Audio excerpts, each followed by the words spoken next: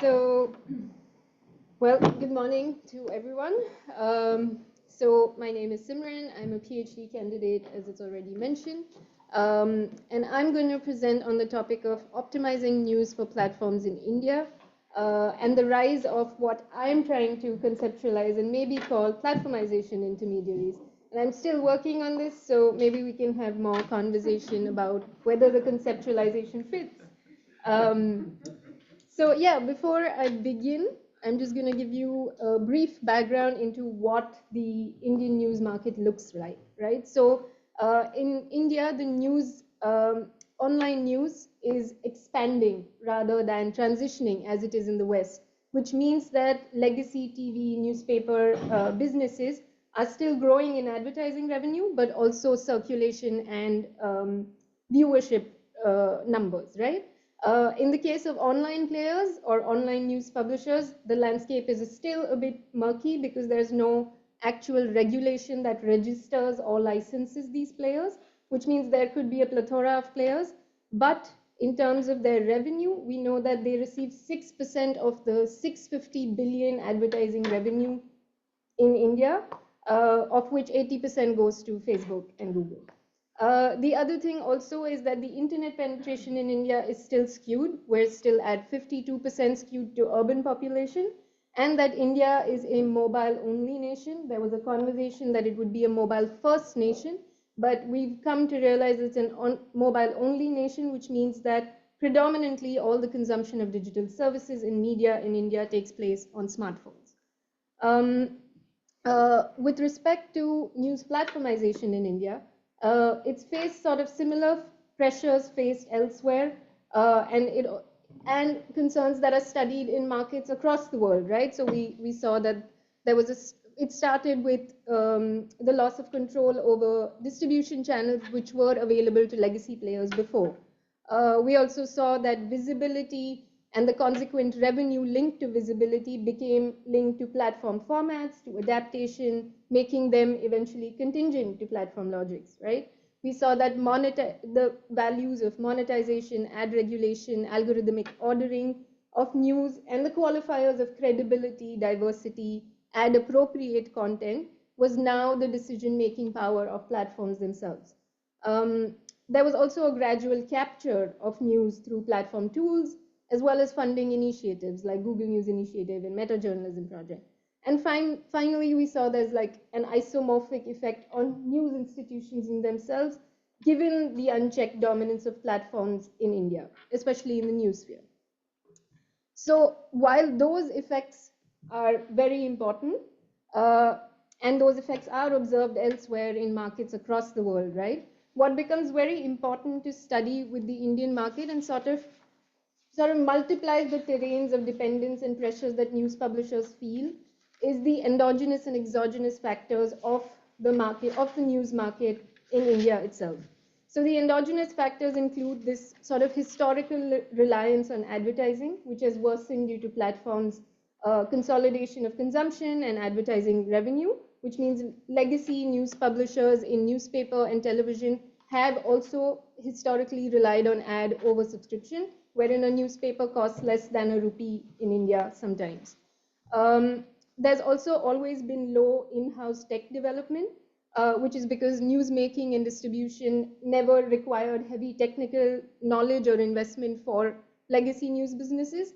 And importantly, media businesses in India have been born out of packaging, jute, and refinery owners. So they never were media owners in the first place. Media businesses have always been subsidiary businesses in India.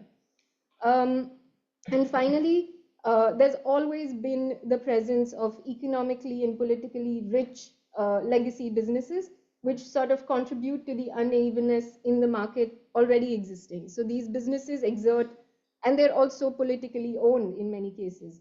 So they exert more significant influence over the state for sort of preferring their regulatory systems such that there is more concentration, and on platforms, therefore giving them competitive advantage of discovery, right? Equally important, yet relatively understudied, is the question of the exogenous factors which strongly underpin the news dependence on platforms, and that is the presence of the authoritative Indian state and the path dependency in neoliberal state policies. The Indian state deliberately and often coercively controls access to news that is critical of it, but at the same time, it refuses to act adequate protections for the news industry that's burdened by platform pressures and uncertainties. This is also because there's been a sort of laissez-faire take on media ownership in India historically. And interestingly, the statal factors have led news industries to view platforms in a friendlier light. While publishers across the globe are demanding adequate measures be enacted by the state for fair share of revenue and necessary competition measures, both small and legacy publishers in India prefer to keep the state out of the platform-publisher relationship. And these are some of the quotes from publishers, small and large, who have said that they would prefer that the Indian state not meddle and that they actually prefer a partnership and collaboration with platforms. In such a scenario, then how are platforms or publishers reducing their dependence, or how are they managing the pressures brought on by platformization? So one of the things that I noticed in my interviews with news publishers in India, and this is one of the among the many other methods or practices that they do, which is their forms of negotiation, a very common and intriguing thread that I saw arising with interviews with editors, social media teams, product teams of all news organizations, that they buy, lease, or access external technical tools and managers to manage the pressures of platformization.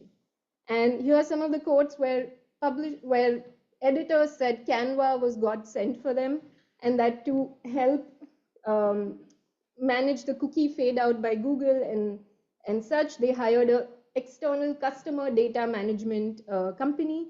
And they also mentioned a lot of companies across the different uses they have within a newsroom, right? And I noticed that in some of the cases, these companies that they mentioned were affiliates or extensions of the platforms themselves. So as a first sort of effort, I decided to map all of these players that the news publishers mentioned during the interviews, right?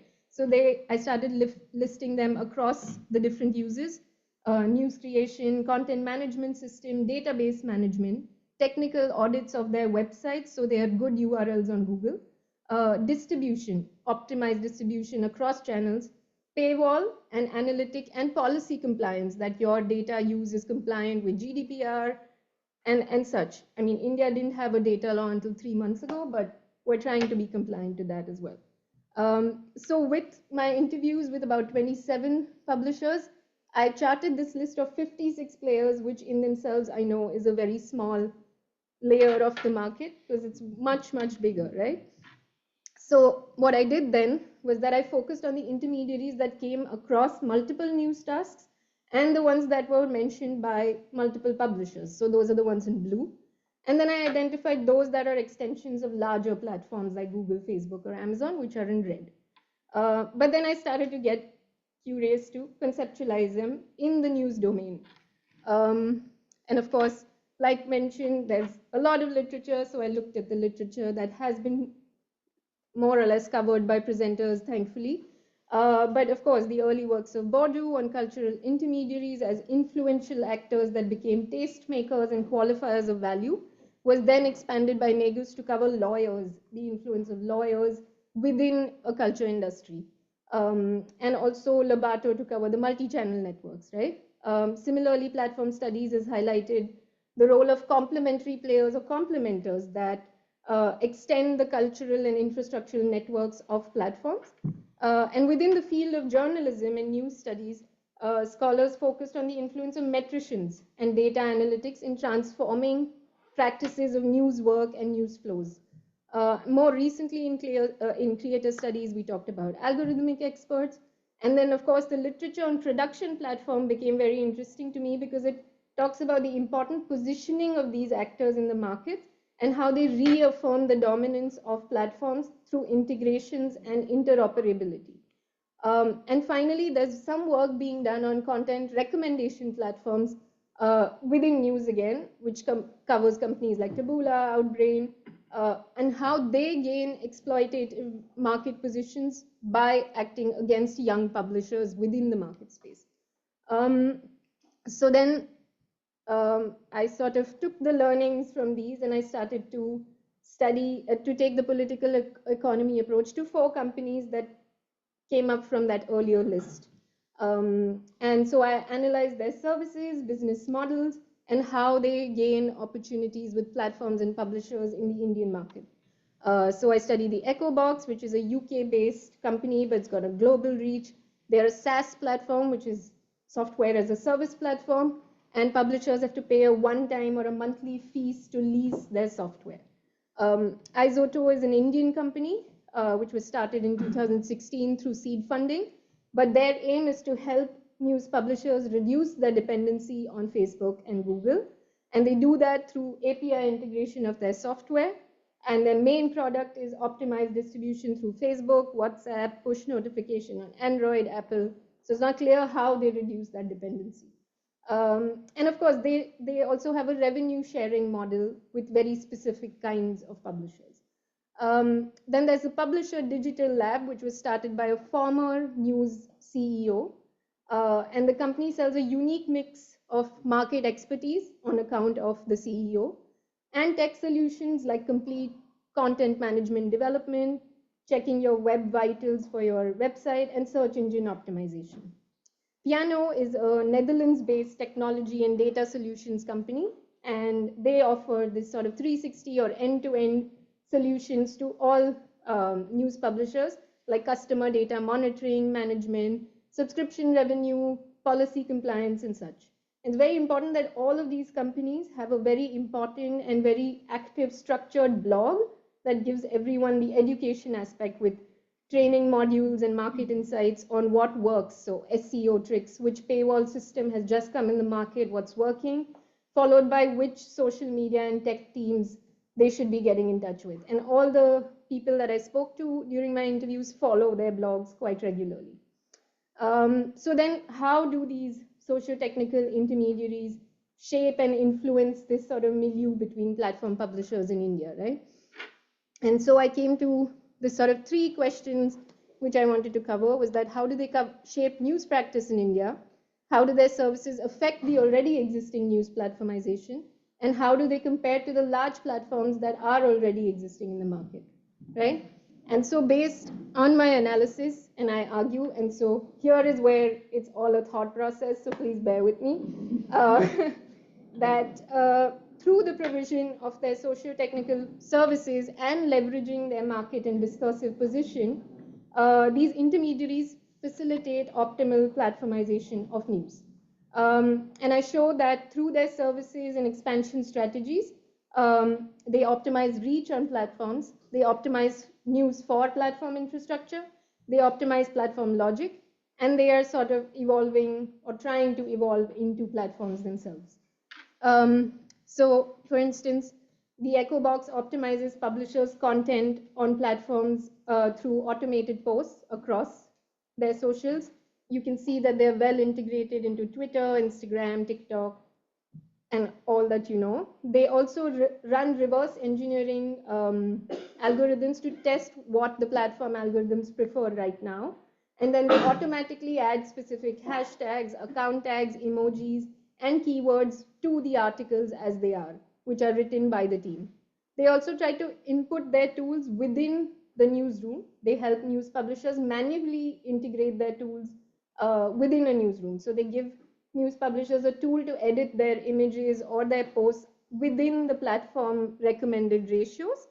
They also can allow publishers coordinate with platform advertisers through their platform. And they also tell them this is the possible number of reshares your post will get. So therefore, these are the metrics you can use to enhance that or reduce that as per you wish. So that's what they do to optimize reach on platforms. They also optimize the integration of platform infrastructure into the newsroom, but they also optimize news content and newsroom practices for platform infrastructure.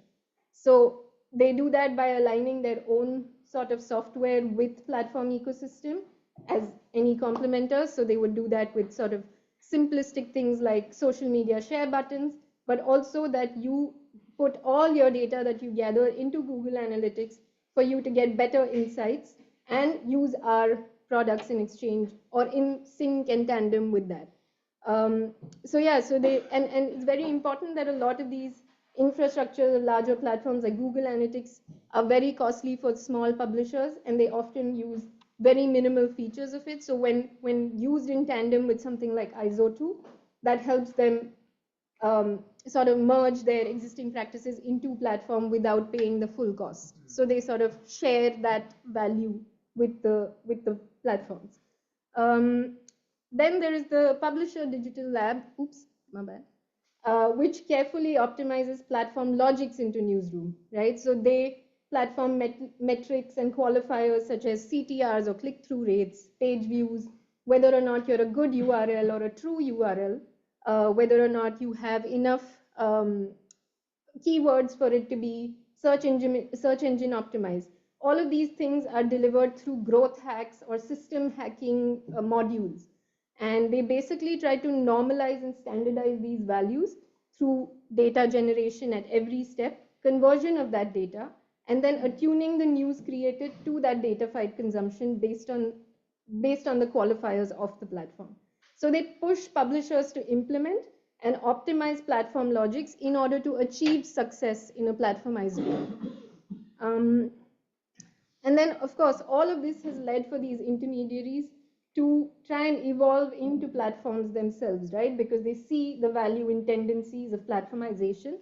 And so they do this by making, of course, their tools interoperable, programmable, iterative. You can change them as per the changes of the platform. But they also emulate the tendencies of economic expansion by acquiring their competitors. So Piano went through vertical integration and acquired firms like the AT Internet in France. They acquired a technology paywall content system to be integrated into theirs, a social media distribution platform. And so they also localized into the Indian market by partnering with Indian local players such as content management system, because they realized that Indian publishers were too hesitant about the cost. So they needed these local content management systems in India to help them localize in India. They also echo platform introduction of algorithmic governance and guidelines that reorganizes cultural practices. So they've created this sort of walled garden, and if you are their higher paying subscription client, you get better insights, you get more revenue share, and of course the info on what is the best practice of using Piano. They also develop alternatives. So this is what I was mentioning. So they've developed Piano Analytics in alternative to Google Analytics. And they say that this is because they are more GDPR compliant. So this helps them sell better compared to Google. So having sort of understood those 4 areas in which they function and sort of optimally integrate, optimally platformize, how do they gain opportunities in the market? And here the very important thing is that the main way for them to launch into the Indian market is the industrial trade and marketing organizations, one of them being the International News Media Association, or the INMA, and the One Infra, where these intermediaries either become sponsors of the main event or sponsor a booth at the event, and that helps them become certified or premium vendors for that organization. And then, of course, the industrial organization helps them reach the publishers in the geography. And this is very interesting because INMA developed a tool to select the CMS vendor for publishers of different sizes, but in conjunction with Google News Initiative. So yet again, we see that while they are trying to make publishers less dependent, they're still sort of in full cahoots with the platform ecosystem. The other way they do it is with platform partnerships. So of course, we've talked about how they become certified partners of platforms through their along different services, right? So with the Meta Journalism Project or the Google News Initiative, but also as a within their partner certified partner directory. And this ad was particularly interesting to me because I was reading a news article about how Google is dominant, and Google versus the Indian news because it's so dominant in the market. And the ad that popped up on it was a certified Google partner called AdBrains. So it just feels like there is also no hygiene in how this works on the internet. The other way they do it, and this is something that came up with my interviews with some of these intermediaries, was that they reach out the data analyst and product development teams of news publishers on the daily. And they offer them to do an A/B testing of their tool or hire them to do a particular publisher campaign. So if it's a big publisher, they'll take up a small vertical in lifestyle or a small vertical in women-centric content, and they'll work on it for a few months. And if they see results, they can expand it to the whole company. And of course, they said that we get referred to other companies by bigger editors and publishers. Yeah, and then they do what I call is infrastructure sharing. So like I said, they partner with local folks if they're localizing, but within the local market itself, they partner with each other so as to the publisher doesn't have to pay different prices for different publishers, but they can just pay one price to link Quinn type CMS with Piano and Sue Venture at the same time. So they don't have to reach out to the publishers themselves. So what are the concerns that become attached to all of this, right? And here I highlight the interview responses from these intermediaries to show the way they view the news market and how they reorganize this culture industry.